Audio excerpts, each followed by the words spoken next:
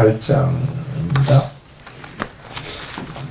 8장 6절에서 13절까지.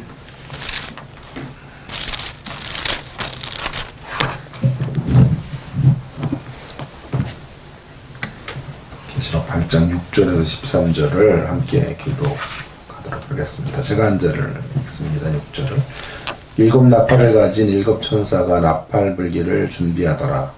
첫째 천사가 나팔을 부니 빛이 섞인 우박과 물이 나와서 땅에 쏟아지매 땅의 3분의 1이 타버리고 수송의 3분의 1도 타버리고 각종 푸른 풀도 타버렸더라. 둘째 천사가 나팔을 부니 불 붙은 큰 산과 같은 것이 바다에 던져지매 바다의 3분의 1이 피가 되고 바다 가운데 생명 가진 피조물들의 3분의 1이 죽고 배들의 3분의 1이 깨지더라.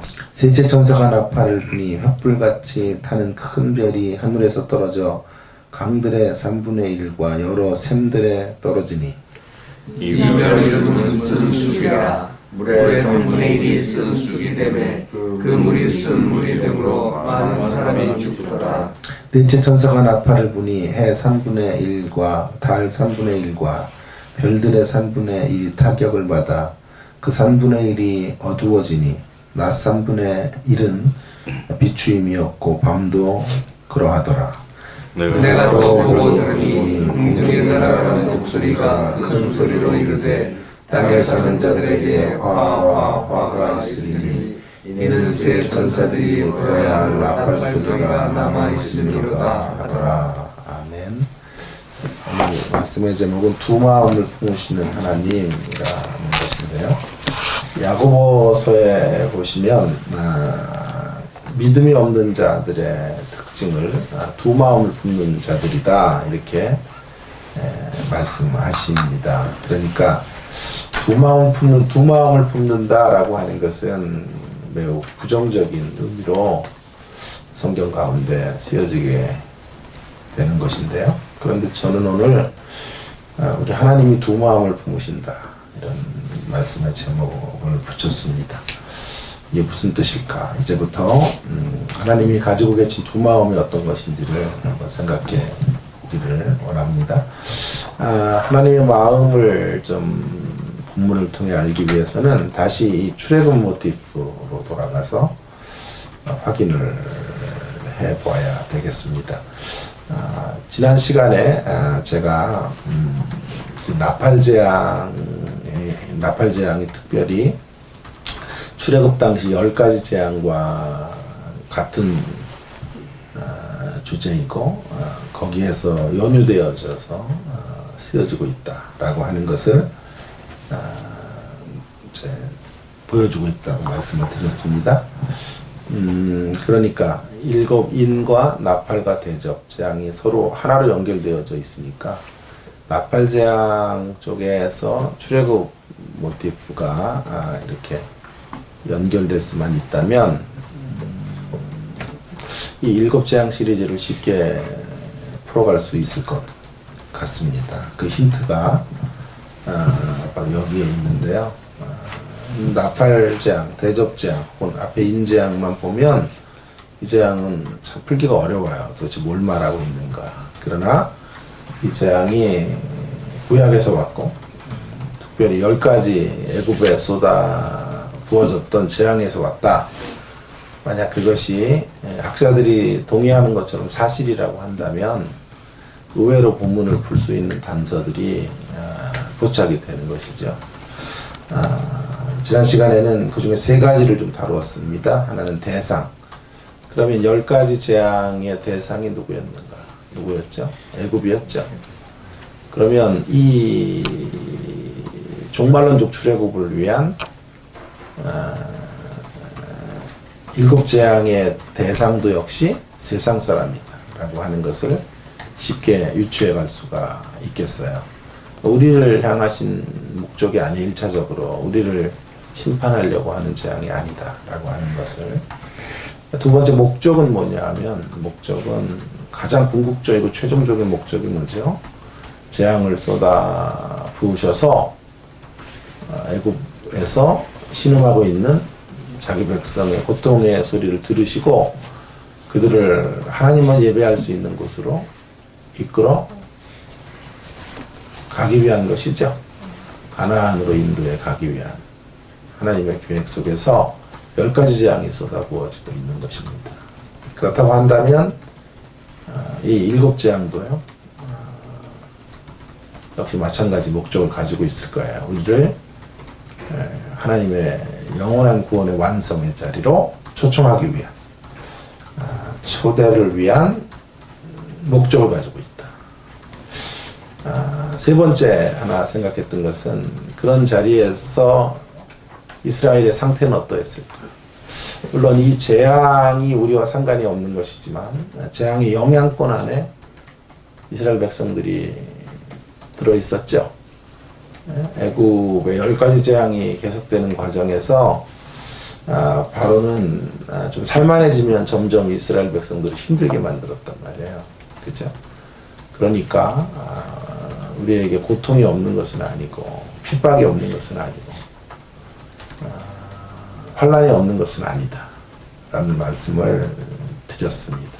그러나 세상이 당하는 어려움과 신자가 당하는 어려움은 차원이 다른 것이고 의미적으로 결과적으로도 틀리다라고 생각을 해야 합니다. 세상이 당하는 심판은 하나님을 떠난 증표로 그들의 죄의 결과들을 보상받는 것이고 궁극적으로 그런 최종적 운명이 어떠한지를 그 재앙을 통해서 보여주고 있는 것이라고 한다면 신자들이 당하는 모든 종류의 어려움은 결국 우리를 거룩하게 만들고 하나님 앞에 온전한 구원의 반열에 세우는 차원으로 도입이 되는 것이고 우리의 삶 속에 개입되는 것이다 라고 하는 측면으로 다른 의미들을 부여해야 되는 것이죠. 그런 이야기들 지난 시간에 다루었는데요. 한 가지를 뺐어요. 제가 한 가지 더 다뤄야 되는데 그것은 뭐냐면 하나님의 이미지예요. 10가지 재앙이 나오는 하나님은 어떤 이미지를 갖고 계시는가 하는 것이에요. 그걸 풀어야 7재앙 시리즈에 나오는 하나님의 이미지도 포착할 수가 있겠습니다. 그래서 풀기 위해서는요, 왜 이스라엘 백성들을 건지시기 위하여 즉각적으로 한 번에 강력한 핵펀치를 날려서 그들을 건져내시지 않았을까 하는 질문에 대해서 답을 해야 돼요. 왜 10번인가? 10번 동안 애굽의 재앙을 내리셨다라고 하는 것은요, 10번을 기다렸다라는 뜻과도 같아요. 그죠? 그만큼 그들이 패역했다는 뜻도 되지만 또 그걸 반대로 뒤집으면 그들의 패역을 하나님은 10번이나 참으셨다 라는 뜻이 되겠죠. 얼마든지 한 번에 초토화 시킬 수가 있었을 거예요. 그래야만 하나님의 능력은 더 잘 입증이 될 수 있었을 건데 하나님은 그 길을 선택하지 않으시고 10번의 찬스와 기회를 주는 방식으로 하나님께서 일하고 계셨다 라고 하는 것이죠. 그렇게 본다면 자, 한번 잘 생각해 보세요. 그렇게 본다면 표면적으로는 이 재앙의 이야기가 10가지 재앙의 이야기가 표면적으로는 심판의 이야기죠. 그죠? 진노의 이야기죠. 그러나 이면적으로 들어가 보면, 더 깊이 들어가 보면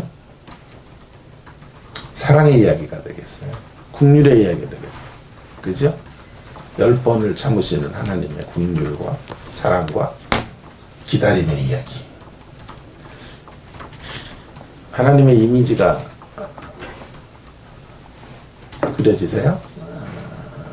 두 마음이 이제 하나님의 두 마음이라는 게 어떤 것인지 하는 것을 여러분이 조금 생각하실 수 있는 지점에 도달하게 된 건데요.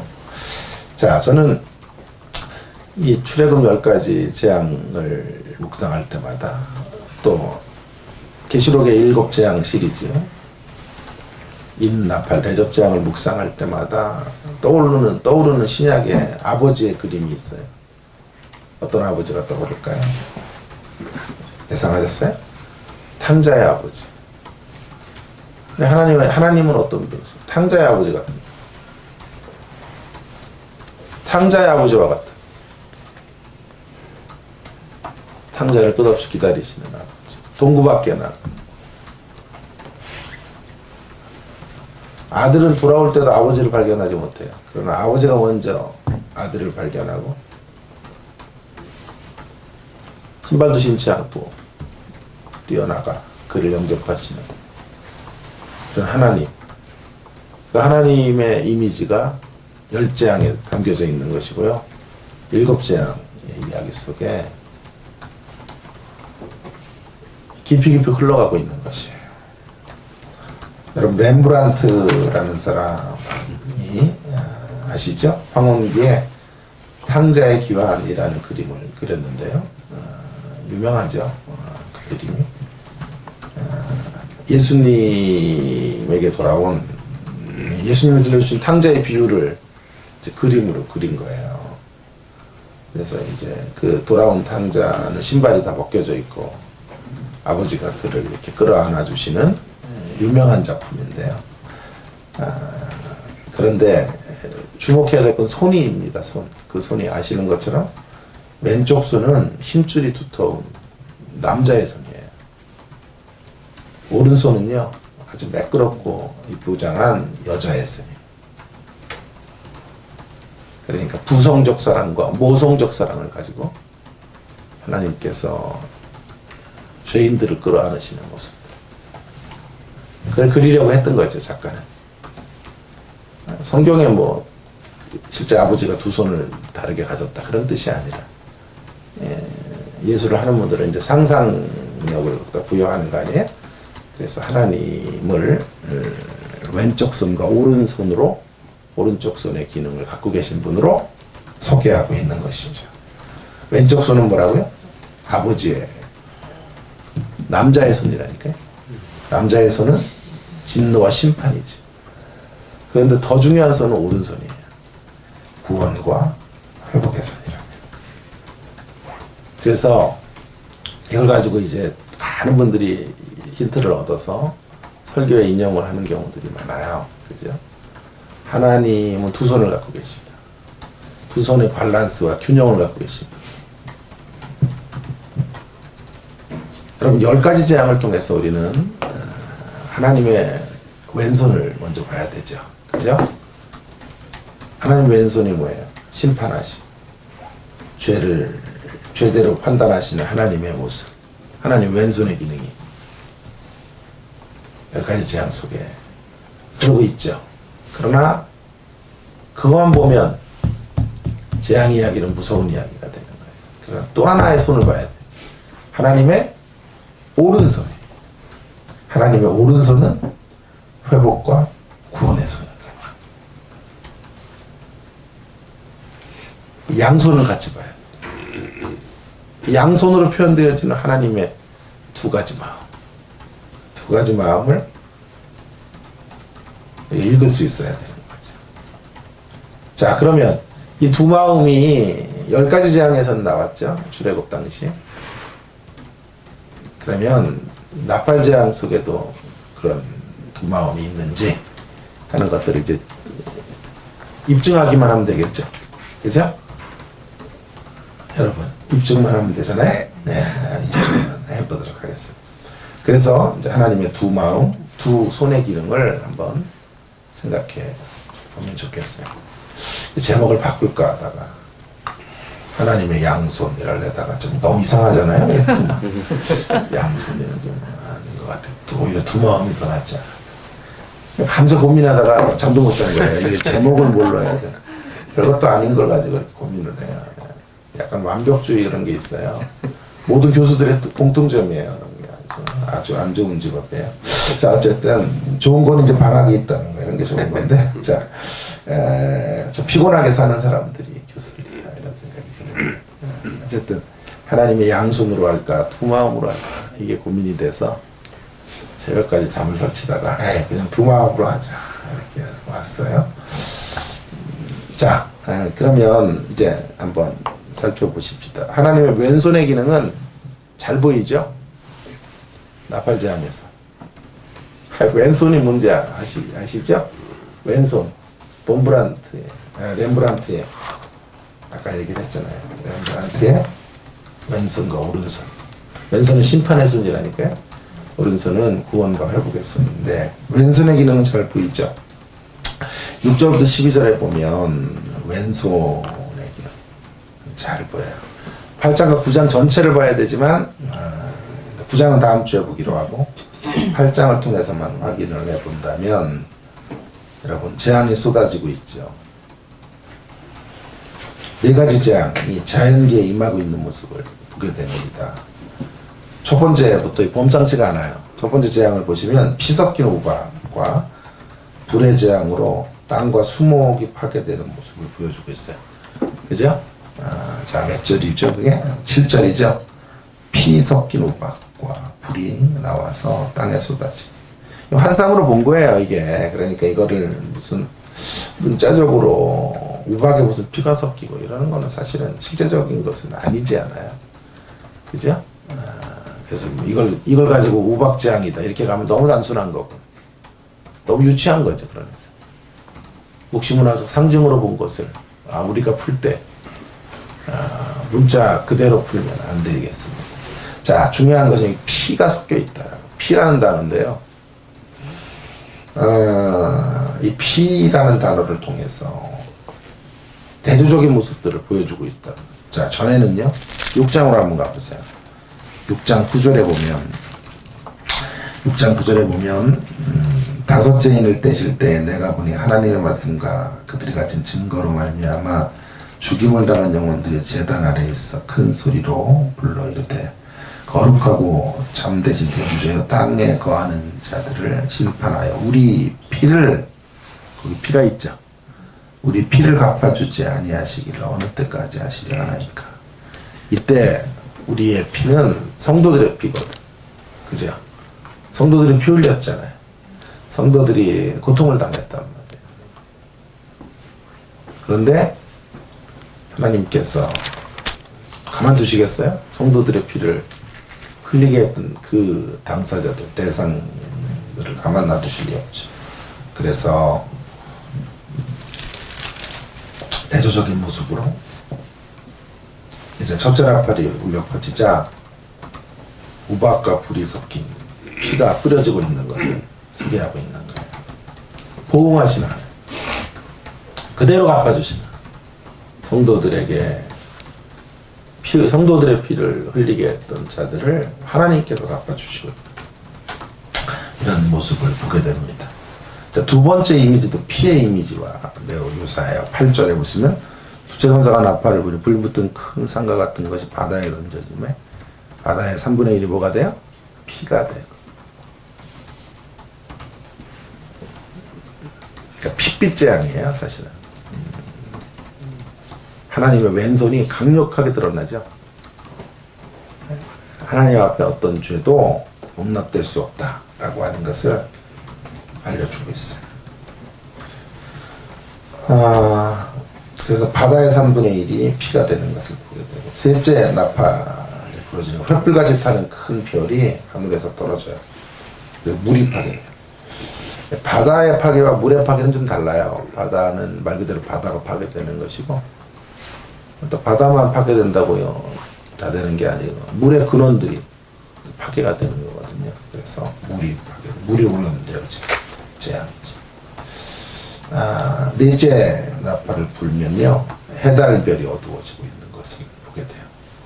하나님의 맹렬한 왼손의 역할로 임하게 되는 재앙이라는 것을 알려주고 있죠. 자, 그 앞으로 전개될 이제 사건들도 이제 보여지는데 13절로 보시면 그 네 가지 재앙이 1년에 네 가지 재앙이 나오고 그러면 7재앙이니까요. 3개가 더 있어야 되잖아요. 4 더하기 3이 돼야 7이 되잖아요. 그죠? 아시죠? 그 정도는요. 자, 그러니까 3가지 재앙이 더 있어야 되니까요. 이제 하나님이 그 3가지 재앙을 선포하신다. 독수리를 통해서 한 마리의 독수리가 날아가고 땅에 사는 자들에게 아직 끝나지 않았다. 화. 세 개죠. 화가 세 개잖아요. 화. 화가 있으리라. 그러니까 첫 번째 화가 응용 문제예요. 첫 번째 화가 세 가지 중에 첫 번째 화가 몇 번째 재앙이겠어요? 다섯 번째겠죠. 두 번째 화가 여섯 번째죠. 일곱 번째 재앙은 마지막 화가 될 거예요. 왜 마지막이에요? 일곱 번째 게 나팔이 부러지면 대접재앙으로 이어지니까 마지막이지. 그죠? 네. 그런 세 가지 재앙이 더 있을 거예요. 근데 더 강력하죠.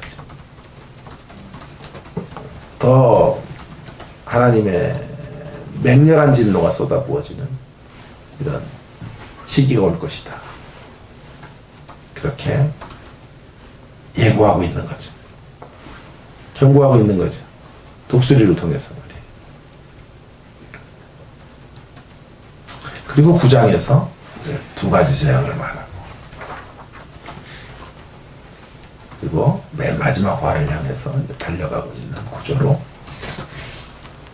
뒷부분이 쓰여지게 돼. 그건 다음 시간에 좀 더 살펴보면 되겠고요. 자, 하나님의 왼손의 기능이, 왼손의 어떤 측면이 드러나고 있죠. 그러나 이게 끝이 아니라 이 말이에요. 제가 강조하려는 건 하나님의 오른손의 기능이 있다. 렘브란트의 말처럼 잘 본 거죠. 렘브란트. 하나님의 공의의 손과 하나님의 사랑의 손이 동시적으로 죄인들을 만나고 있고 끌어안고 있는 거죠.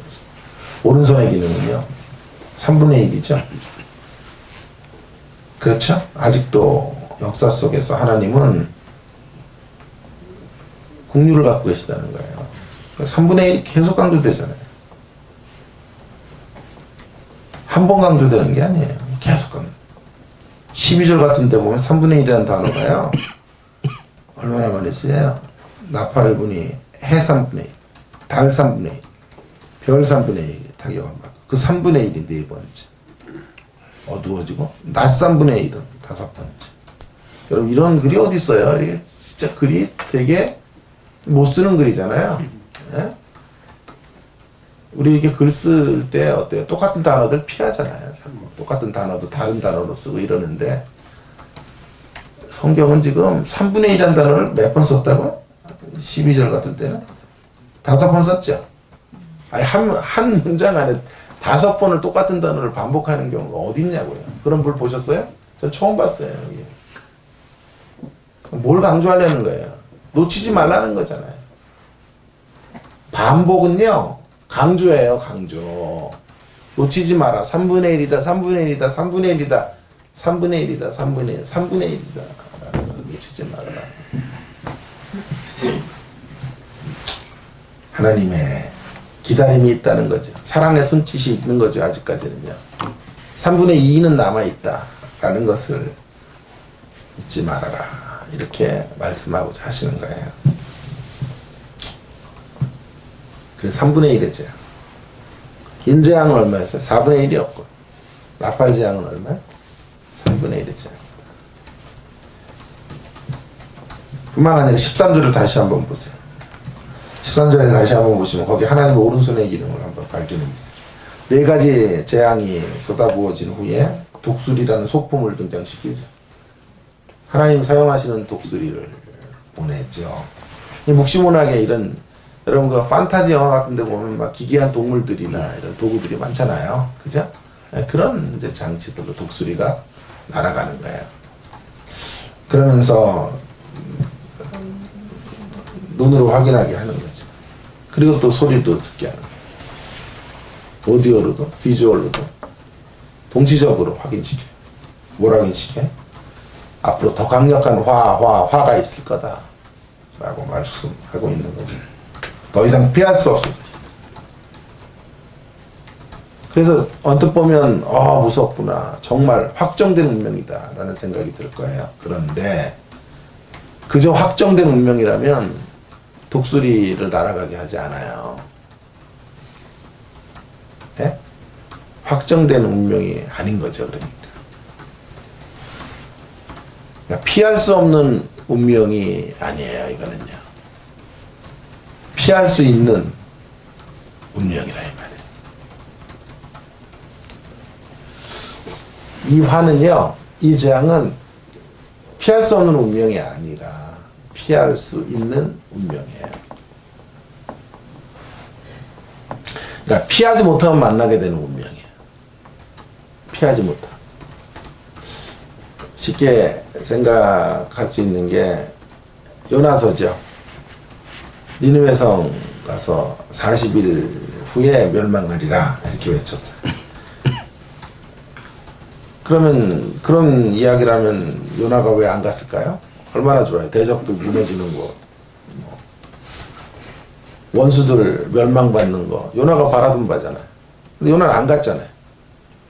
마지막까지 막 가서 또 억지로 하잖아요. 왜 그랬을까? 40일 후에 무너질 것이다 라고 하는 말씀은요, 사실은 확정된 운명이 아닌 거예요.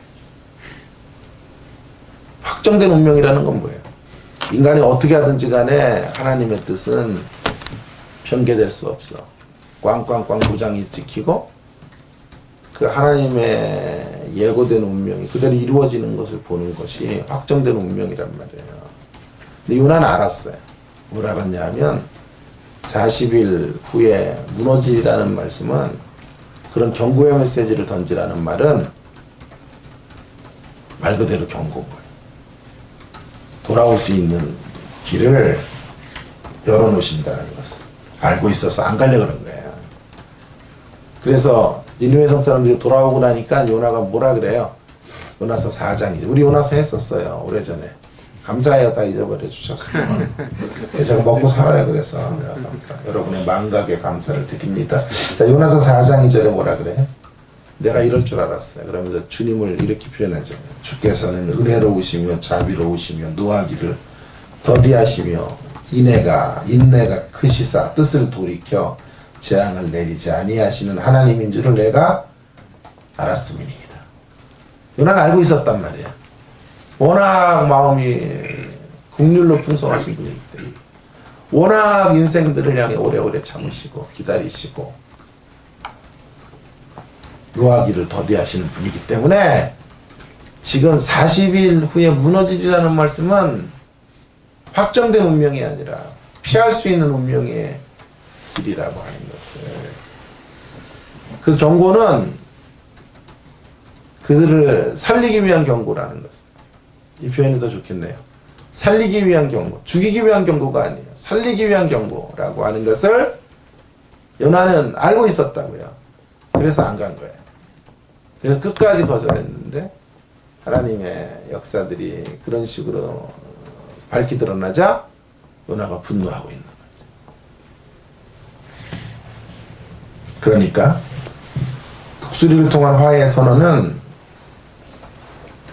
경고방송이지만 실은 아직 기회가 있다는 선언과 똑같아요. 기회가 있음을 명명백백하게 천하 모든 만민들에게 알려주는 장치죠. 아직도 기회가 있다. 아직도 돌아올 수 있다. 라고 말하고 있는 거죠.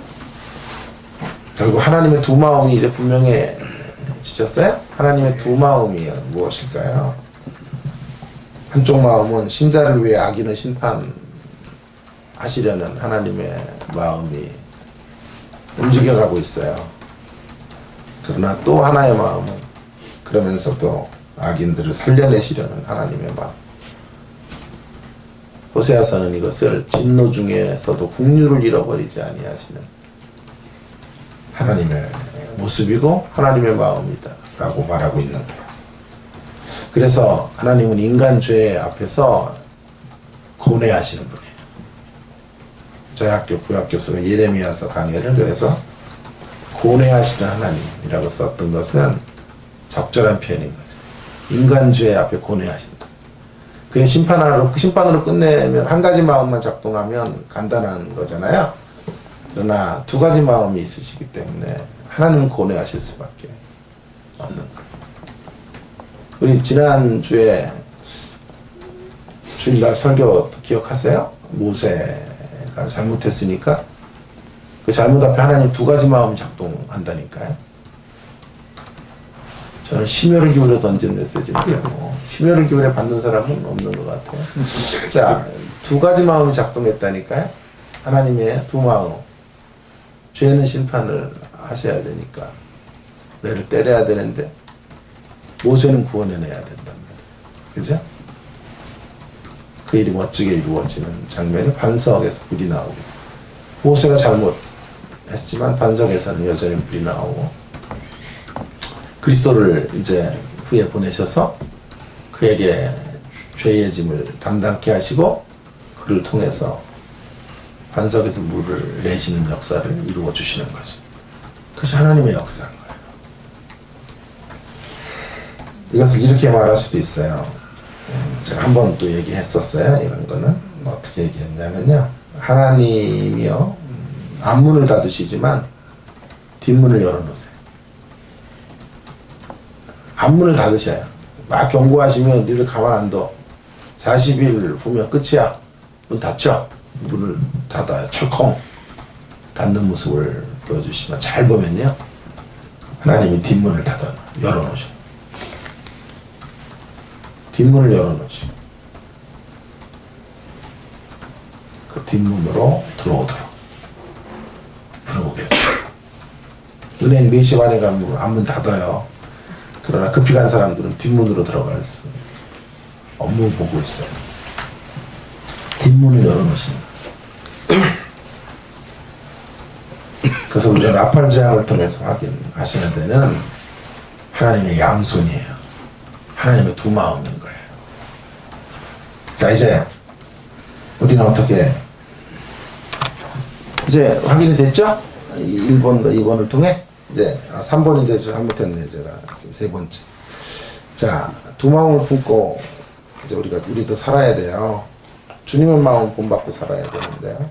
그러기 위해서는 세 가지 우리를 향한 권면이 필요해요. 적용점이 필요해요. 첫째로는요, 고뇌가 없으면 안 된다. 고뇌하는 자세가 필요해요. 고뇌가 없으면요, 피상적인 답으로 나아가게 되는 것을 늘 명심하셔야 돼요. 우리가 주님의 길을 따라간다라고 하는 것은요, 주님의 마음을 본받는다는 것은 주님의 마음은 고뇌하는 마음이에요. 처음 들으셨죠? 고뇌하는 마음이에요. 주님도 고뇌하시는데 우리는 너무 답이 빨라요. 왜 그런지 아세요? 답이 너무 단편적이기 때문에 그렇다니까요. 전후좌우를 못 보니까 답이 빠른 거예요.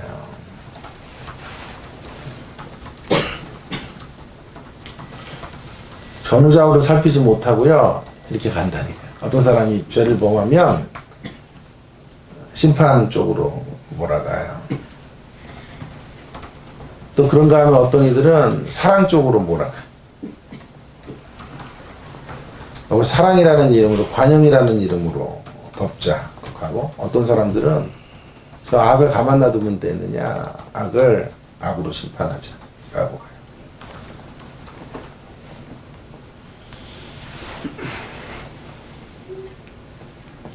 제가 욕을 좀 먹더라도 한번 이런 얘기를 해볼게요. 지금 뭐 적폐 얘기들을 많이 하잖아요. 좀 고뇌하면서 조심스럽게 생각을 하고 좀 답을 좀 찾아봐야 돼요. 1차적으로는요,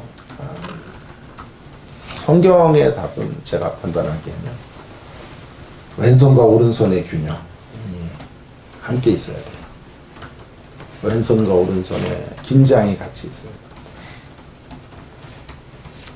하나의 논리는 안 되는 것이다 라고 하는 거예요.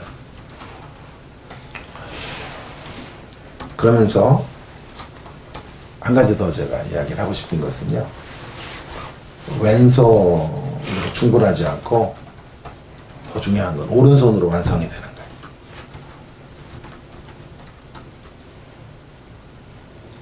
역시 표정들이 안 좋아요. 자, 왼손과 오른손의 균형과 긴장이 있어야 되고요. 성경의 가치는 왼손으로 충분하지 않다고 말해요. 왼손은 뭐지? 심판과 재앙, 진노. 더 나아가서 어디까지 가야 되냐? 오른손으로만 사랑과 긍휼과 회복 으로 가는 더 큰 강조점은 오른손에 있다라는 것도 놓치지 말고. 어렵죠 이게. 균형을 갖되 오른손으로 완성하기. 힘든 거죠 사실. 그러니까 힘들죠. 그러니까 고뇌가 있어야 돼. 너무나 우리는 답이 빨라요. 너무나 답이 간단하지 않아요. 그렇게 간단하지 않아요. 그래서 고뇌하며 문부림치며 답을 찾아야 돼. 그러면서 답을 찾아가는 것은요, 어떤 답이든지 간에 하나님의 마음을 잘 그려낼 수 있어요. 네? 고뇌하며 심판을 선택하든 고뇌하며 사랑을 선택하든 순간순간 우리가 어떤 선택을 하더라도 고뇌가 들어갔으면요 느낌이 달라요.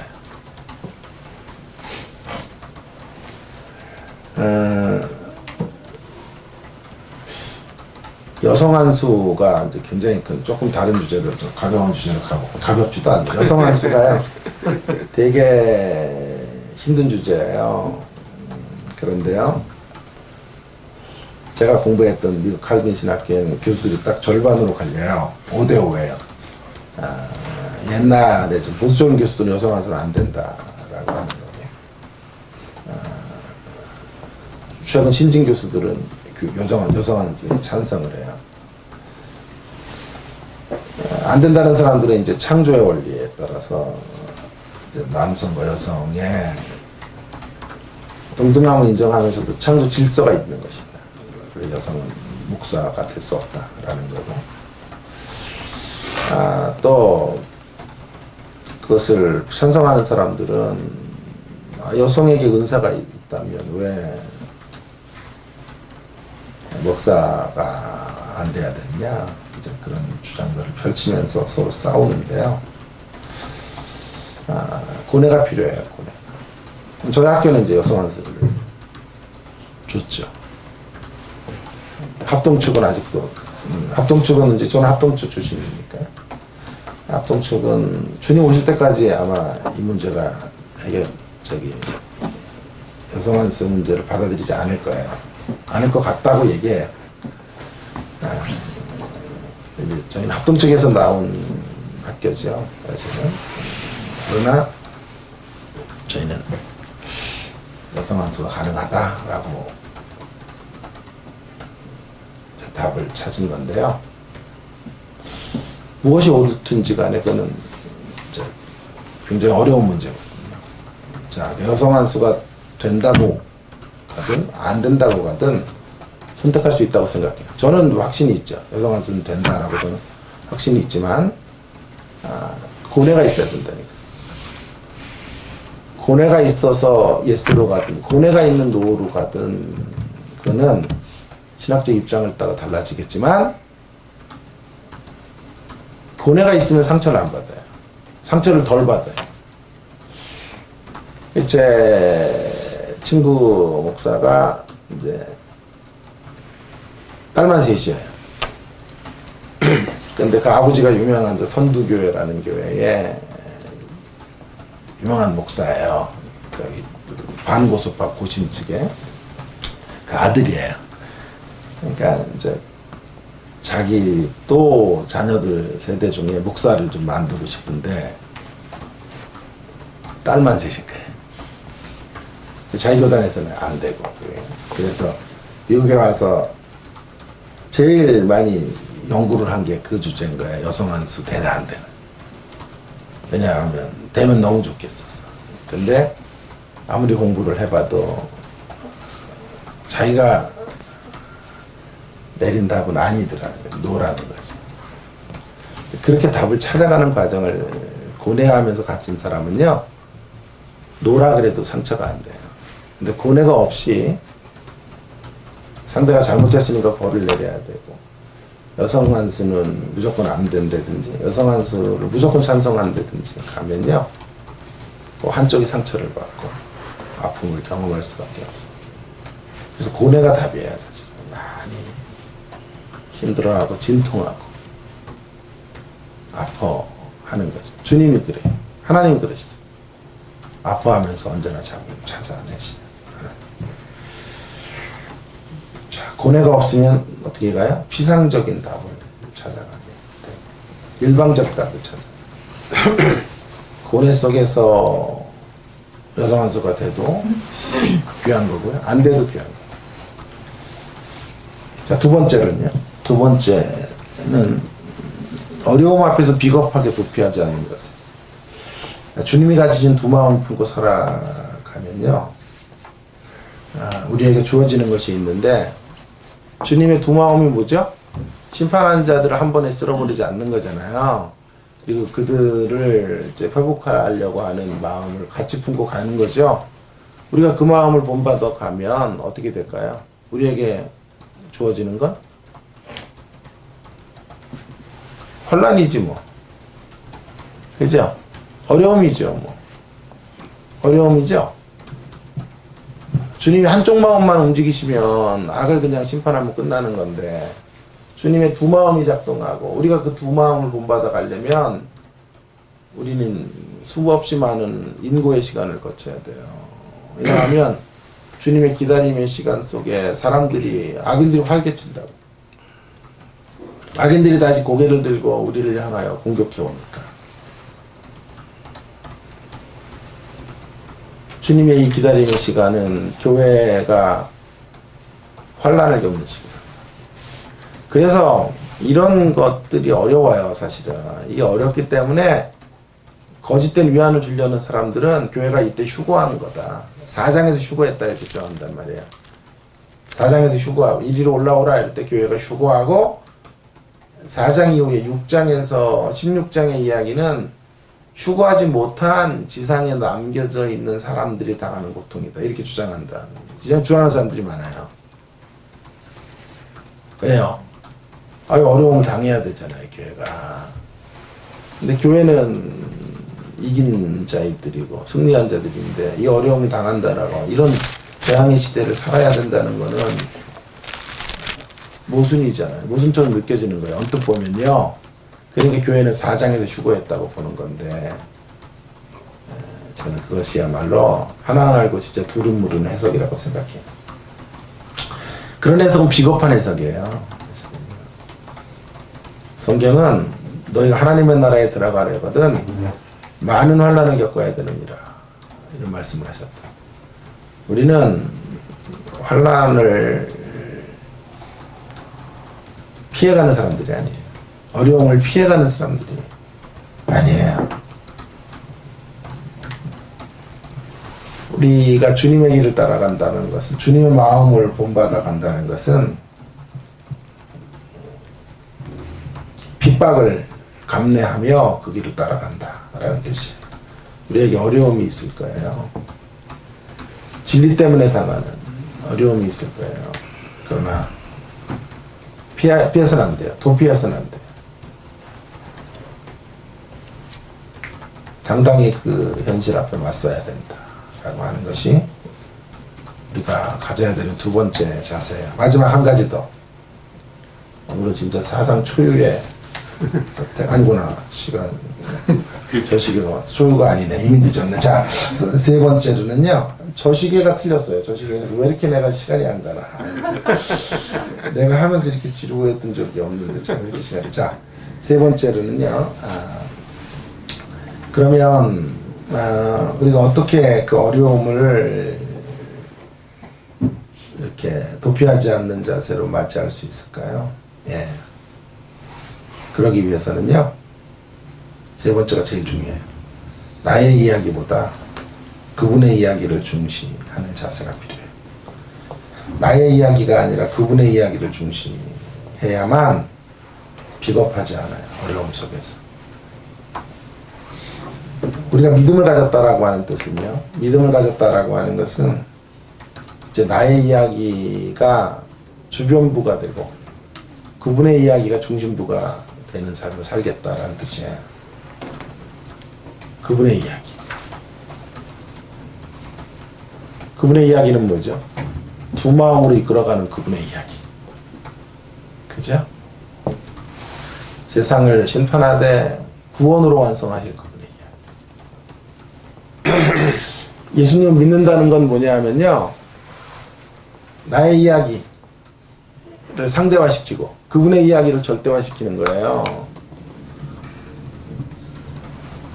주님을 믿노라고 하면서도 아직도 나의 이야기를 절대화시키는 분들이 많아요. 그래서 많은 분들이 이런 신앙을 가져요. 나를 위한 주님, 나의 상처를 위한 주님, 나의 아픔을 위로해주는 주님.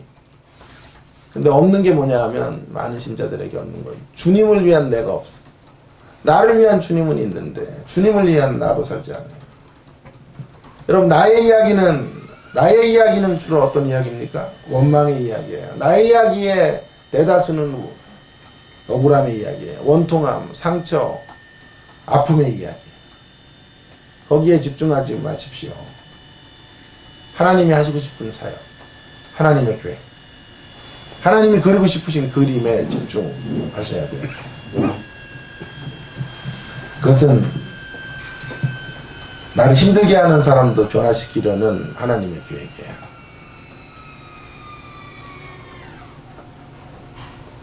우리 제천처럼 이렇게 되는 건 아니죠? 지금? 예, 자, 그것은 나를 힘들게 하는 사람도 변화시키려는 하나님의 마음인 거예요. 하나님의 플랜인 거예요. 하나님의 이야기는 거기까지 나가겠죠. 나를 무너뜨리는 원수, 왼수에게도 회복의 기회를 주시려는 것이 하나님의 꿈이에요. 하나님의 비전이에요. 하나님의 마음이에요.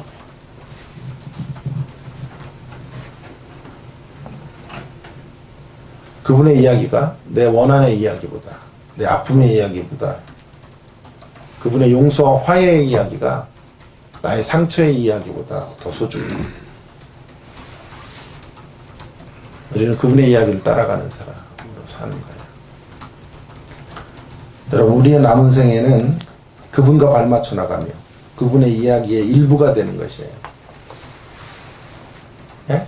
그분의 이야기 속의 일부가 되어야 돼요. 그분의 사역에 신실한 배역을 감당하는 사람이 되는 거예요. 매일 아프다고만 이렇게 말하지 마시고요. 내 상처 때문에 억울하다고만 말씀하지 마시고, 이제는 더 성숙한 기도와 태도들이 우리에게 필요해요. 나의 이야기를 넘어서 하나님의 이야기 안에서 살아가도록 용기를 주십시오. 하나님이 써내려 가실 구원과 회복과 사랑과 용서의 이야기 안에 동참하도록 도와주십시오. 주님, 저를 주님의 고뇌를 해결하는 통로로 써주세요. 주님이 고뇌하신다고요. 근데 우리까지 주님을 더 고뇌시키면 안 돼요. 더 힘들게 만들면 안 돼요. 우리도 막 때를 쓰면서 힘들어 죽겠다고, 내 상처 때문에, 내 아픔 때문에 하나님 왜 가만 계시냐고. 그래서는 안 돼요.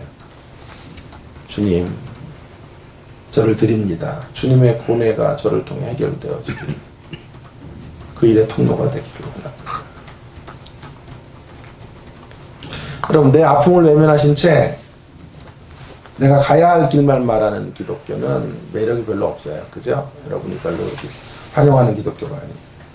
그러나 이 길을 가야 되는 이유는 뭐냐 하면, 이 마음을 품고 살아야 되는 이유는 뭐냐 하면, 그 길만이 상처를 넘어서는 유일한 길이에요. 우리의 상처를 넘어서는 유일한 길은 결국은 주님의 마음을 품고 사는 길밖에 없어요. 그것이 하나님의 의도예요. 그 길을 걸어가면서 두 가지 걸 확인하게 돼요. 하나는요, 우리가 지금 서 있는 자리가 어떤 자리인지, 우리가 서 있는 이 자리가 수없이 많은 이들의 희생의 자리예요. 누군가가 주님의 마음을 품어서 살아왔기에 우리가 이 자리까지 올 수 있었다는 것을 깨닫게 돼요. 이 길을 걸어가면. 그리고 동시에 그 길을 걷는 것이, 그 주님의 이야기 속으로 편입되어 들어가는 것이, 그 길만이 진정한 감격의 길이 돼요. 차가운 공의는 사람을 못 바꿔요. 뜨거운 사랑의 자리가 있어야 사람이 변화돼요. 사람이 변화될 때 제일 감격하는 사람이 누굴까요? 그 일에 함께 동역했던 사람. 주님의 마음을 품고 한 인생의 변화를 주님과 함께 상의하며 걸어갔던 생애들이 가장 큰 감격, 그 감격의 샘물을 마시게 될 거예요. 그 물을 풍족히 마시게 하시기 위해서 우리에게 주님의 마음을 품고 살라 말씀하시는 거예요. 그러니까 주님을 위해 산다는 것은, 주님의 마음 품고 산다는 건 결국 우리가 소모품이 아니란 뜻이에요. 그것은 우리가 사는 길이고 우리가 진정한 기쁨의 길로 나가는 여정이 되는 길이에요. 결론입니다. 오늘 결론 거기 있어요. 같이 제가 그대로 읽고 마칠게요. 하나님이 가지신 그 마음을 품고 살아갑시다. 나의 이야기를 내려놓고 그분의 이야기를 더 소중히 붙잡고 나아갑시다. 나의 이야기에만 집중하면 그분의 이야기는 살아날 수가 없어요. 그렇죠? 나의 이야기는 상처의 이야기, 아픔 이야기, 억울함의 이야기니까요. 그 이야기만 집중하면 그분의 이야기는 어떤 이야기죠? 두 가지 마음으로 오른손과 왼손의 이야기. 함께 살아나야 돼. 못 살아나요. 그러나 그분의 이야기에 집중하면 나의 이야기도 새로운 의미로 채워지게 될 거예요. 그렇죠.